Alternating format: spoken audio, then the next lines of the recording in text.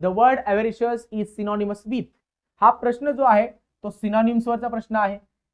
हे पाहत असताना सिनॉनिम्स वर येणारा प्रश्नांचा जो पॅटर्न आहे तो पॅटर्न सुद्धा आपल्या लक्षात आला पाहिजे. आले का लक्षात? सिनॉनिम्स वरचा प्रश्न आहे. आता मग एव्हरिशियस म्हणजे काय? एव्हरिशियस या शब्दाचा अर्थ आहे लोभी किंवा ज्याला हावरट म्हणतो ना आपण, तशा प्रकारचा. एखादा माणूस फार असा ग्रीडी असतो, एव्हरिशियस असतो, हावरट असतो, त्याला हाव असते जास्त गोष्टींची, त्याला म्हणतो एव्हरिशियस. मग 4 ऑप्शन्स पैकी त्याचा सिनॉनिम कोणता होईल ते पाहूयात. ऍप्लिकेबल म्हणजे काय? ज्याला आपण म्हणतो लागू असणे.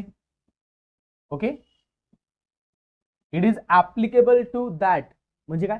हे त्या गोष्टीला लागू आहे थोडक्यात. ओमनी प्रेझेंट म्हणजे काय? वन वर्ड सबस्टिट्यूशन्स मध्ये आपण आवड पाहतो किंवा ओमनिशंट पाहतो.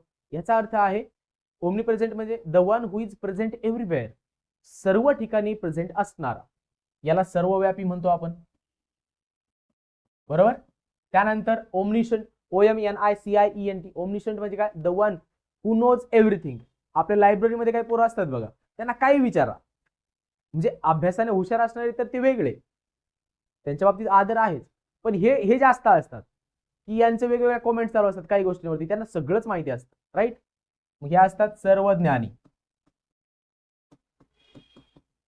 आणि पुढे एक ऑप्शन आहे ग्रीडी. या शब्दाचा अर्थ आहे हावरट, म्हणजेच का आपण ज्याला म्हणतो लोभीवाला.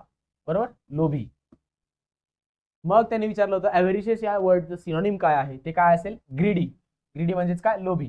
आता डी हे जरी आन्सर असलं तरी ते काय 4 नंबरला नाहीये. डी कुठे बघा? ओनली डी नंबर 3 ला आहे. मग आपण फायनल अटेम्प्ट करताना सुद्धा लक्ष द्यायचंय की उत्तर जे आहे आपलं एक्झॅक्ट ते कोणत्या ठिकाणी आहे. 1 2 3 4 लक्षात आलंय?